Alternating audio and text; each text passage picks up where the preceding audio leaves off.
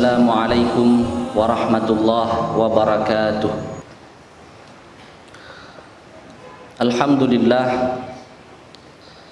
Alhamdulillahi rabbil alamin, wa bihi nasta'in ala umurid dunya waddin. Wassalatu wassalamu ala ashrafil anbiya'i wal mursalin wa ala alihi wa ashabihi ajma'in. Ashhadu an la ilaha illallah wahdahu la syarika lah, wa ashhadu anna Muhammadan abduhu wa rasuluhu la nabiyya wa la rasula ba'dah. Allahumma salli wa sallim wa barik ala Muhammad kama sallaita wa sallamta wa barakta ala Ibrahim innaka Hamidum Majid. Fa ya ibadallah, usikum wa nafsi bitaqwallah haqqa tuqatih wa la tamutunna illa wa antum muslimun. Qala Allah Ta'ala fil Qur'anil Karim, a'udzu billahi minasy syaithanir rajim. Wadrib lahum mathalal hayatid dunya kama in anzalnahu minas sama' fakhtalata bihi nabatul ard fa asbaha hashiman tadhruhu riyah wa kana Allahu ala kulli syai'in muqtadira. Shadaqallahul azim. Sidang jamaah Jumat yang dimuliakan oleh Allah Subhanahu wa taala, di dalam kitab Raudhatuz Zahidin disebutkan ada 20 lebih sifat daripada orang yang zuhud. Ada 20 lebih sifat orang yang zuhud. Tetapi sebelum kita melangkah lebih jauh, kita harus luruskan dulu. Jangan ada yang salah mengartikan. Ada yang menganggap zuhud itu adalah tidak open terhadap dunia, menolak semua nikmat Allah. Maka oleh karena itu Syekh Muhammad Ratib An-Nabulsi mengatakan, laisa zuhdu an tarfudha ni'amallah wa innamaz zuhdu an tad'al mal fi yadika wala fi qalbika. Zuhud itu bukan Anda menolak, bukan kita menolak semua nikmat Allah, bukan. Ilun bah bajaya bubruk bah jakrung bekah, yang penting lun zuhud, bukan itu. Tetapi zuhud itu adalah antadha'al mal fi yadika, dunia cukuplah singgah sampai di tangan saja, wala fi qalbika, tidak sampai ke hati.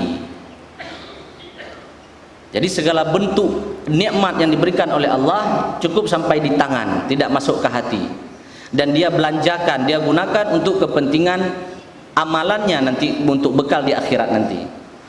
Jadi itu yang dimaksud dengan zuhud. Bukan hana permen siapa, bah kuto, bah menuju, bah bekah-bekah, bah kuto rumah hana sa permen, zuhud, bukan itu. Maka inilah yang dinamakan dengan zuhud. Maka Allah Subhanahu wa taala juga mengingatkan kita dalam surat Al-Kahfi ayat 45 yang sudah khatib bacakan tadi. Perumpamaan hidup di dunia ini adalah seperti air yang kami turunkan dari langit. Kemudian gara-gara air yang diturunkan oleh Allah Subhanahu wa taala dari langit, tumbuh-tumbuhan maka jadi subur. Semua orang suka dengan kesuburan. Melihat hijau, tanaman yang hijau, bunga yang mekar, dengan turunnya hujan, padi mungkin luar biasa. Kemudian tumbuh-tumbuhan yang lain, buah-buahan berbuah dengan sempurna. Suka, semua orang suka dengan turunnya hujan. Tapi begitulah dunia. Tidak lama kemudian maka dia akan kering. Fa asbaha hashiman tadhruhu riyah, kemudian diterbangkan oleh angin setelah kering. Nah, cuman ini kita mungkin kurang paham dalam artian kita bukan orang berkebun. Tengok hana tajak melampuh, karang kurang tajak ublang, jadi hana datang bayangkan. Ya. Jadi perumpamaan yang diumpamakan oleh Allah Subhanahu wa taala seperti itu dalam surat Al-Kahfi. Wa kana Allahu ala kulli syai'in muqtadira. Itu peringatan Allah dalam surah Al-Kahfi agar kita hati-hati terhadap dunia, jangan terlalu berlebihan. Dan juga dunia bukan berarti kita tolak secara mentah-mentah. Jadi dalam Islam ada yang dikenal dengan istilahnya at-tawazun, ada keseimbangan antara dunia dan akhirat, bukan tolak mentah-mentah dan tidak mengejar secara berlebihan. Sidang jemaah Jumat dirahmati oleh Allah Subhanahu wa taala. Oleh karena itu, ingin rasanya khatib memberikan 2 poin saja, 2 ciri khas daripada orang-orang yang zuhud. Yang pertama, salah satu sifat orang zuhud adalah az-zuhdu fil akli. Zuhud pada makanan. Hanala gesemajuh, tidak banyak makan. Imam Hasan Al-Basri mengatakan, orang-orang zuhud pada masaku dulu, ketika mereka makan, fama asa ayyuqarib syab'uhu fayumsik. Ketika sudah mendekati kenyang, mereka berhenti makan. Itu orang zuhud pada masaku dulu, kata Imam Hasan Al-Basri. Lalu beliau menambahkan, wallahi, demi Allah, la in yambidhur rajul ta'amahu lil kalbi khairun lahu min ayyakula fawqa syab'ihi. Kalau ada makanan, kemudian makanan itu dia berikan kepada anjing, maka itu lebih baik daripada dia makan sedangkan dia sudah dalam keadaan kenyang. Ada juga yang bertanya, man kan lebih ke tajuk ke mana? Tajuk ke itik daripada tajuk ke aser. Bukan seperti itu maksudnya. Maksudnya adalah itu perbuatan keji. Ketika diibaratkan dengan anjing, biasa itu adalah perbuatan keji. Hanaget, cukup bro, dia tak semajuh sedangkan dia katrawa. Baik, kita lihat ada hadis lain. Dalam sebuah riwayat daripada yang terdapat pada Sahih Al-Bukhari, Rasulullah sallallahu alaihi wasallam bersabda, al-aidu fi hibatihi kal kalbi yaqi thumma ya'udu fi qaihi. Orang yang sudah menghibahkan hartanya, dia minta kembali harta yang sudah dihibahkan, itu seperti anjing, kata Rasul. Yaqi, dia muntah. Thumma ya'udu fi qaihi, kemudian dia telan kembali muntahnya itu. Ada 3 hal jelek diibaratkan oleh Nabi. Anjing muntah, dia telan kembali muntahnya. Artinya itu adalah perbuatan yang sangat keji. Kalau tajuk tahibahkan harta adalah kebasar. Maka seperti itu cara Rasul membuat perumpamaan. Maka Imam Hasan Al-Basri mengikuti Rasul membuat perumpamaan dengan anjing. Maka peringatan dari Imam Hasan Al-Basri, lebih baik makanan itu dikasih ke anjing daripada kita makan sendiri sedangkan kita sudah kenyang. Maka oleh karena itu jamaah sekalian dirahmati oleh Allah Subhanahu wa taala, pada suatu hari ada seseorang yang bernama Abu Juhaifah yang diriwayatkan daripada Abu Hurairah, mengatakan bahwasanya ada seseorang yang namanya Abu Juhaifah. Waktu itu beliau sedang dalam keadaan kenyang, letat gepajuh si, mangat dan lezat. Maka beliau datang ke majlisnya Rasul. Beliau duduk di sudut sambil bersandar, lalu sambil mendengar penjelasan Rasul di dalam majlisnya Rasul. Beliau itu terlalu sering dan banyak mengeluarkan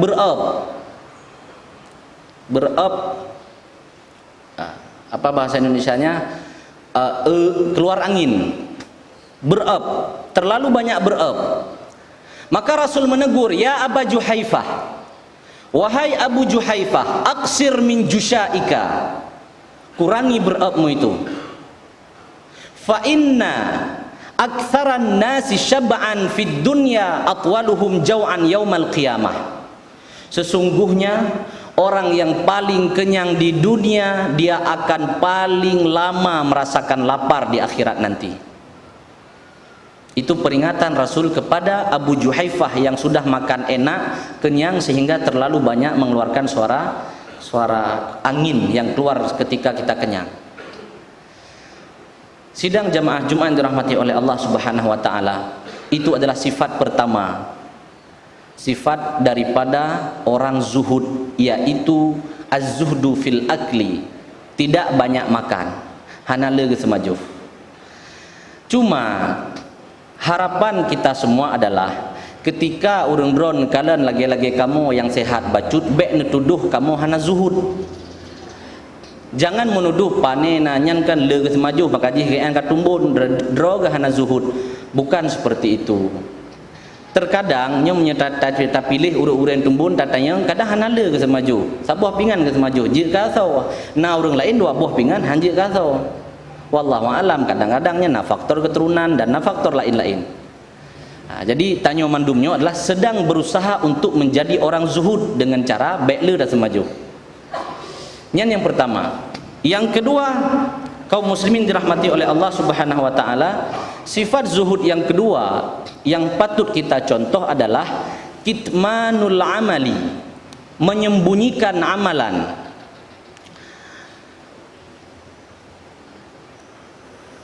Ayyub As-Sakhtiyani, seorang ulama Basrah, seorang pembesar tabi'in, dan beliau adalah gurunya Sufyan Ats-Tsauri. Beliau bangun malam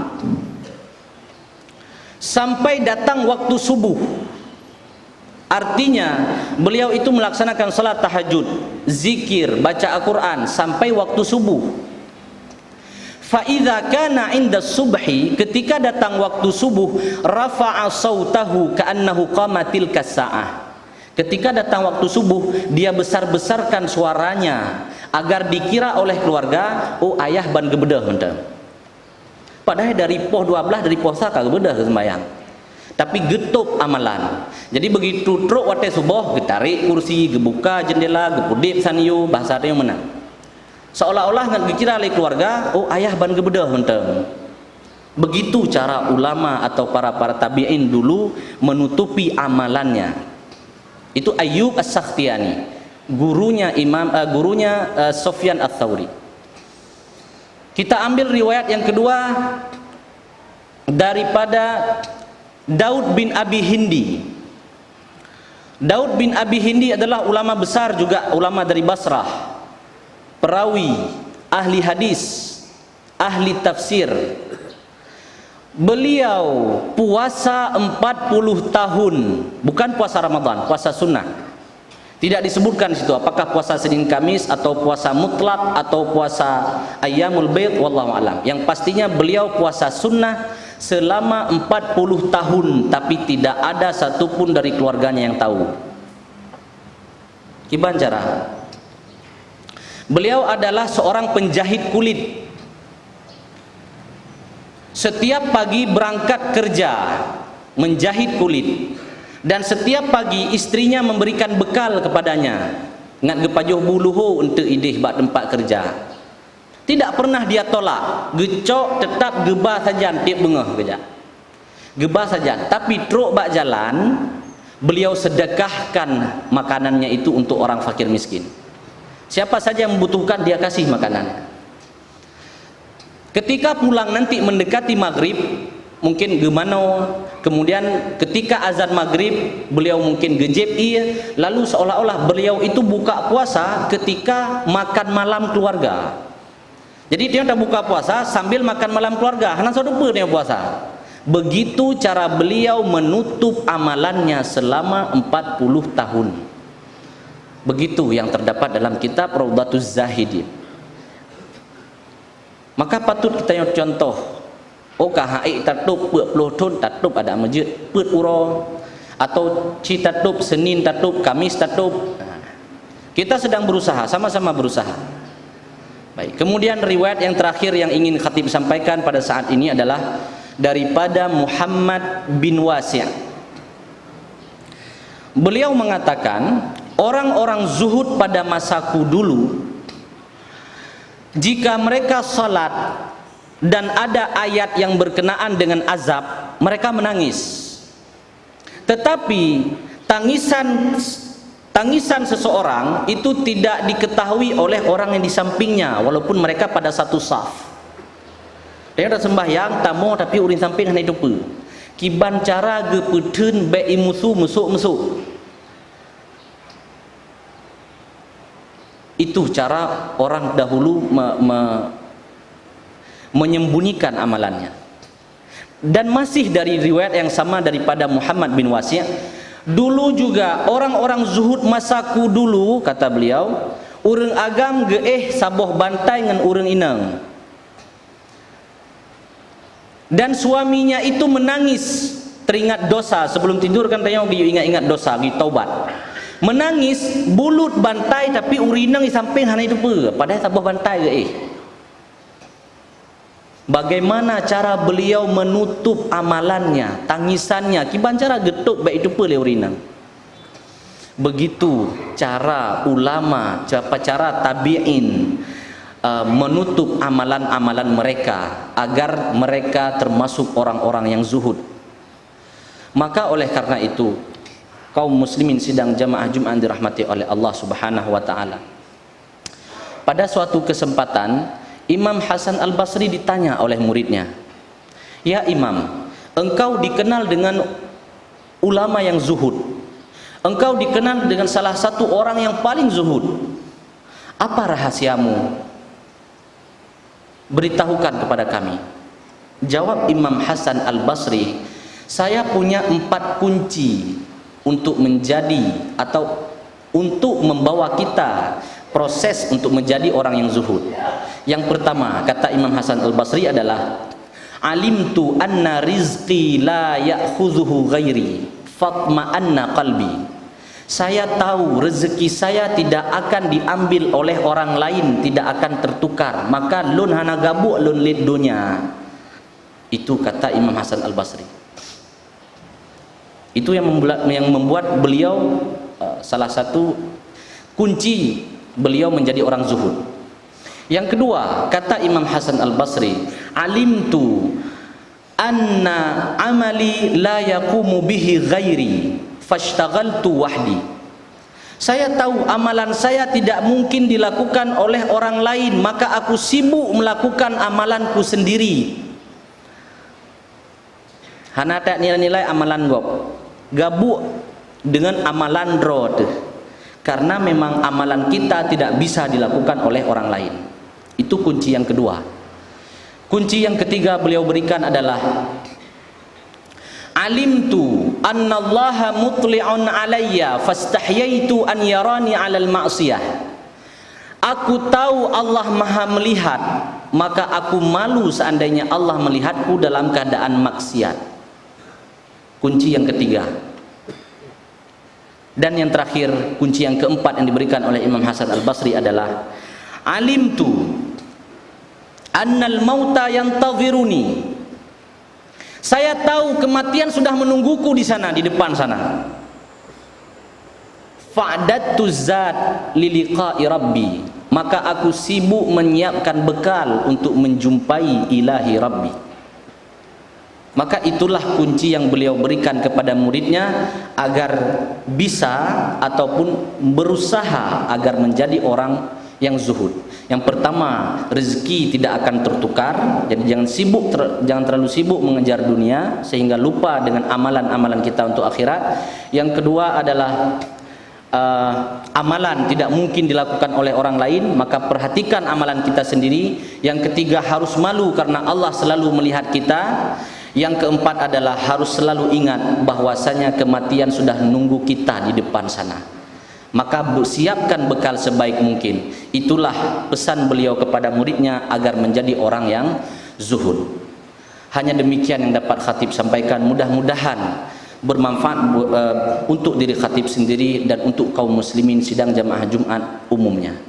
Barakallahu li wa lakum fil Qur'anil Karim wa nafa'ani wa iyyakum bima fihi minal ayati wadh-dhikril hakim wa taqabbala minni wa minkum tilawatahu innahu huwal ghafurur rahim. Ud'uuhu yastajib lakum innahu huwas samiul alim.